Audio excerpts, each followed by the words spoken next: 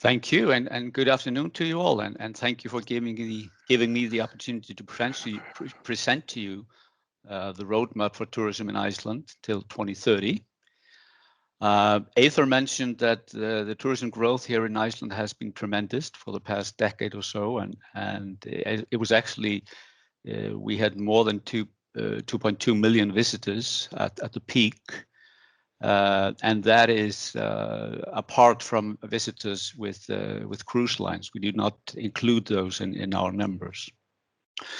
This roadmap was introduced in 2019, and we were rather working on an action plan for it when something happened to the world that put a stop to that work. And next slide, please. And that little thing is called COVID-19. And before I go into the roadmap, I want to focus a bit on what will the future hold for us, or rather, when will the restart begin for international tourism? And next slide. When COVID started, we were rather optimistic and actually a bit naive as well. What you see on this slide is what we expected at given times. For example, about a year ago when COVID started, at least when it arrived here in Iceland, we thought that we might be up and running to some extent, at least in the spring of 2020. But in May, we realized that we would not start in the spring, and we would definitely not start in the summer. So we were guesstimating that we would be up and running to some extent in the autumn meaning September, November, or something like that. And then in the fall, we knew that early spring 21 would probably be the time for us to restart. But today, we estimate that we will not start to see any significant number of international visitors until late this summer or even fall. And on the graph on your right hand, you see a departure from our main international airport that is in Iceland, that is in Keflavik. And what we did also last fall was that we created 4 different scenarios on what might happen regarding tourism flow and to and from Iceland. And I will not go into any details for each one. I would rather just to show you one we expect the industry to have bounced back. Next slide, please.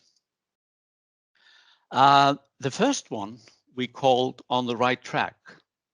We would have a U-shaped downturn, and we would be up and running in the beginning of 2022. Today, we think this one is the one is going to materialize, but we don't think it will do so, or we will not have a full recovery until in 2023 or 24 or something like that.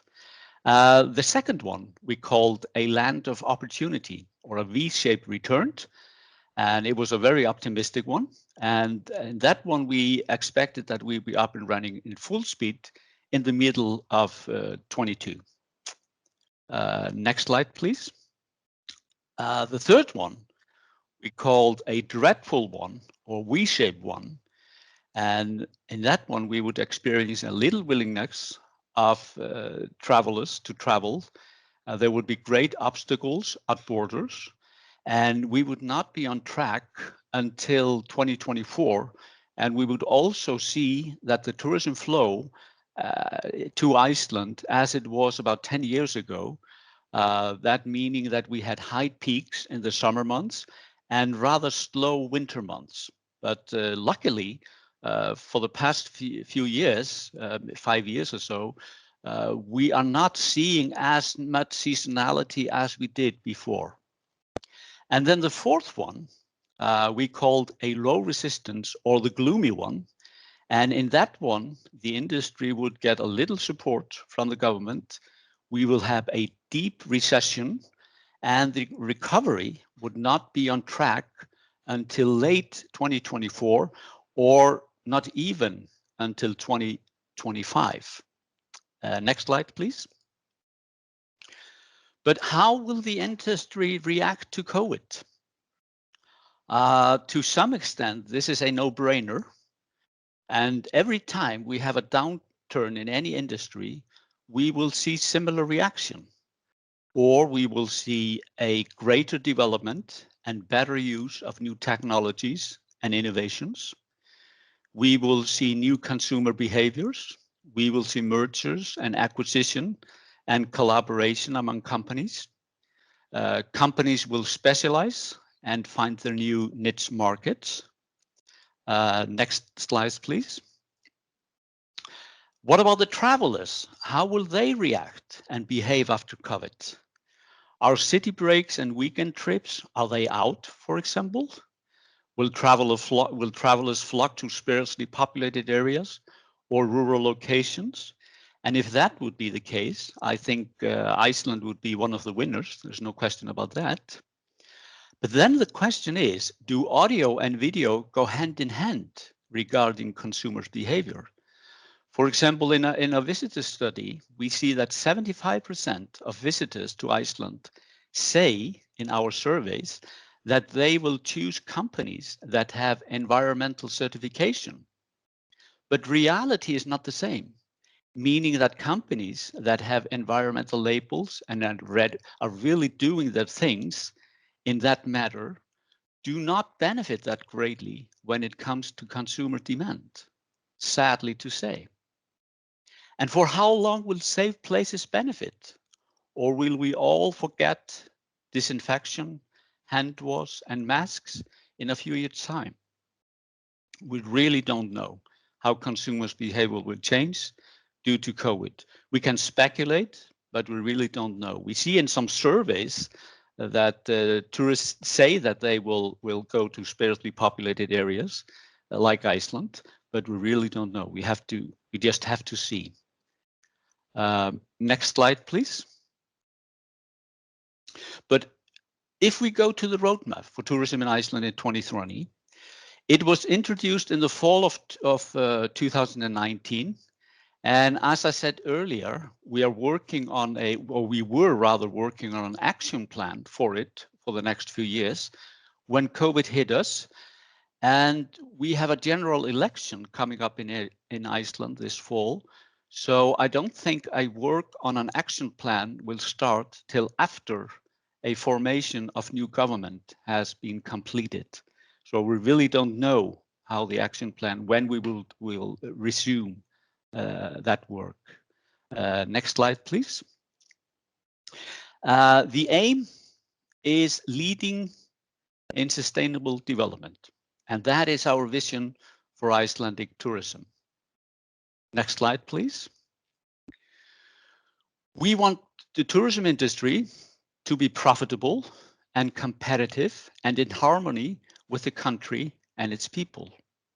We want tourism that enhances quality of life and increases prosperity in all of Iceland.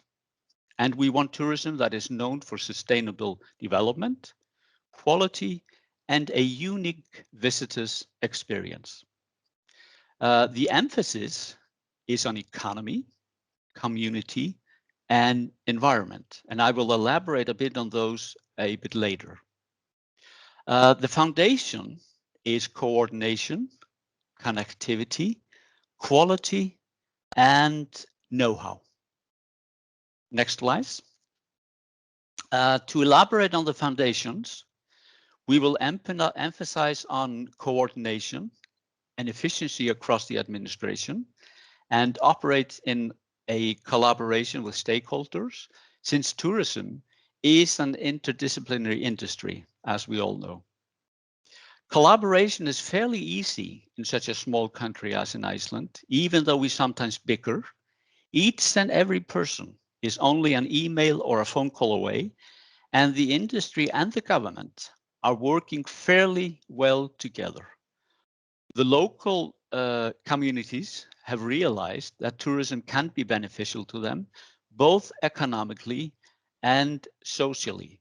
And that thing only happened a few years ago. A lot of people in Iceland, especially politicians, look at fisheries and even agriculture as the thing. But tourism, they look at it today. They have taken it seriously, but there are not many years since that happens.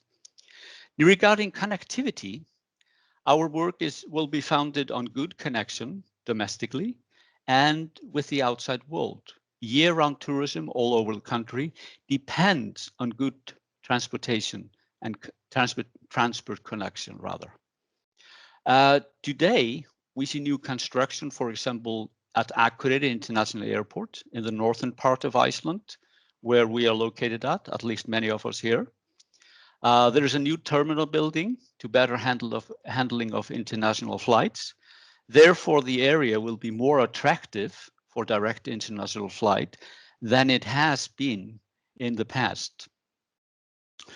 Regarding quality, we work hard and show professionalism in everything we do. We have the necessary skills to live up to or exceed expectation.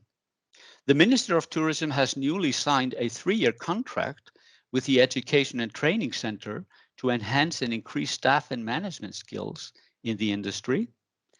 And the last foundation is know-how. We base decision on research, data, and experience and apply tourism impact assessment findings to our decision-making, policy-making, destination management, rather, and development of tourism services.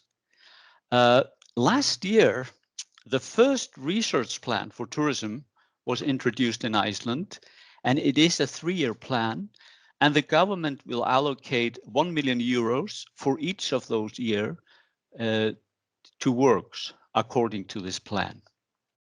Next slides. And to elaborate a bit on the emphasis, that is the economy, community, and the environment. And I'm going to begin with the economy. We aim for profitability above tourism numbers. For many years, we were too focused on number of visitors instead of the greater value. We want responsible tourism, which makes use of technology, innovation, and product development. How are we getting the information to our guests? Are we utilizing new technology or digitalization, for example? We will target high volume tourist markets, and we aim for harmony between aviation and tourism policies. Are the airlines, for example, taking into account our policy, or are they only looking at how many seats they can fill to and from Iceland? And if that is the case, how long will Iceland be viable and interesting to our visitors? Next slide, please. If we focus on the community, we want benefits for the locals all over the country. It's a key aim. We want positive impact on local communities and enhanced quality of life due to tourism. What, for example, are the benefits for the locals? Are Airbnbs driving up the rental or property prices, for example? We will emphasize on management and development of destinations. All regions in Iceland have created their own destination management plans with an emphasis on input from the locals. What do we want from tourism, or what can tourism do for us, are key questions we want the locals to ask. We want them to be in the driving seat, not the tourists. And the government is also financially supporting local DMOs all around Iceland and has newly renewed a 3-year contract, or is in the process of doing so in all the regions. We say that all regions should enjoy the benefits of tourism all year round as much as possible. The Tourism Site Protection Fund will allocate this year around 5.2 million euros in build-up and renovation of tourism sites, and has allocated over 40 million euros since it was established a few years ago. And as I mentioned before, the government is building a new terminal in Akureyri International Airport here in the north of Iceland. And that project was actually on a schedule but it was put forward due to COVID. Next slide, please. We want our guests to have a unique experience based on quality and professionalism. A visitor experience that is in line with or exceeds expectation. How high is, for example, the Net Promoter Score? In 2019, it was 79.5, which is fairly high. And we want our nature, culture, and leisure promoting a unique visitor's experience. We want Icelandic tourism to be characterized by professionalism, quality, and safety.